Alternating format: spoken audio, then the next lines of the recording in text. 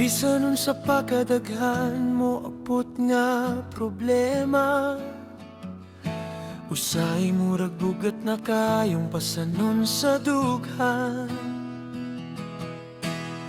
Mga luha nga gitago, mga kasakit nga gilabay, apan sa matagi gayon Ginoo na kanunay.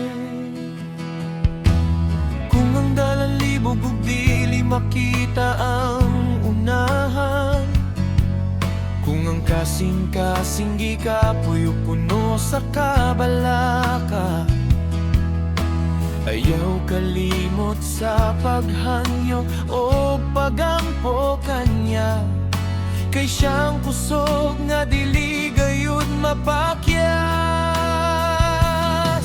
Sa matag pagsulay nga moabot sa kinabuhi, dili ta niya pasagdan bisan unsa pa kalisod.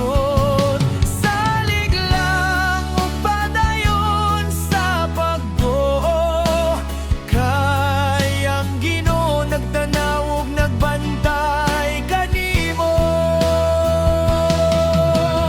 Bisan unsa pa kadaghan moabot nga problema, ayaw gyud kalimot pagampo sa Ginoo, kay siya ra bahala sa tanan mong kabalaka.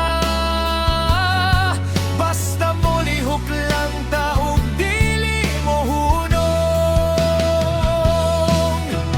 Thank you Lord sa imong grasya ug gugma, sa matag adlaw nga among ginaginhawa.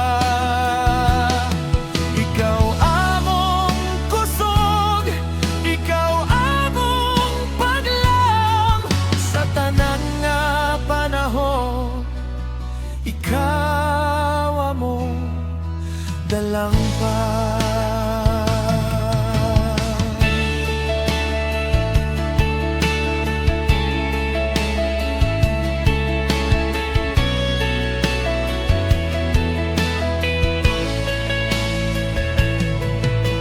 Adunay mga adlaw nga murag walay tubag, mga pangutana nga naglibog sa hunahuna.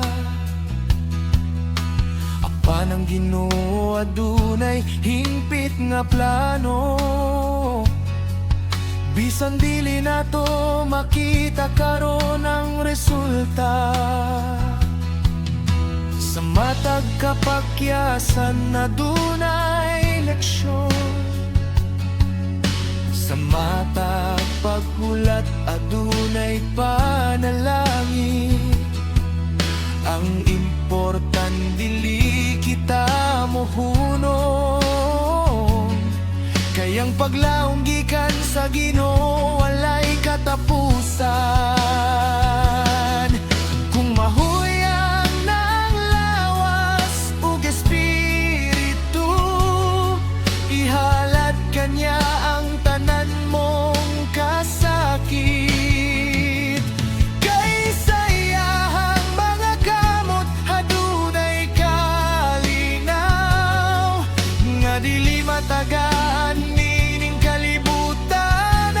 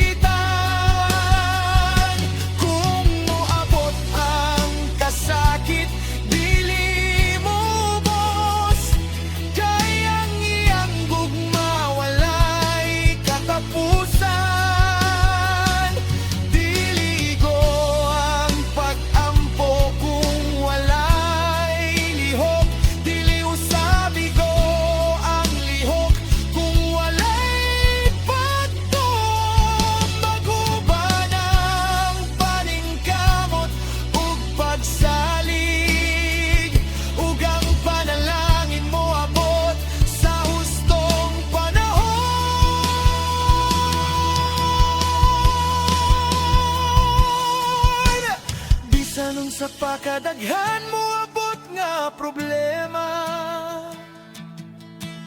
ayaw gyud kalimot pag-ampo sa Ginoo. Kay siya ra bahala sa tanan mong kabalaka, basta mo lihok lang tauban sa pagtuo. Thank you Lord sa tanang panalangin, sa kalipay ug bisan sa mga pagsulay. Kay pinaagi kanimo among nabuntog ang tanang problema nga miabot sa kinabuhi. Salamat Ginoo sa imong walay kinutuban nga gugma, sa matagla ka nga imong giuban kami. Bisan sa pakadaghan ang problema nga moabot, magpabilin kaming mosali kanimo hangtod sa kahangturan.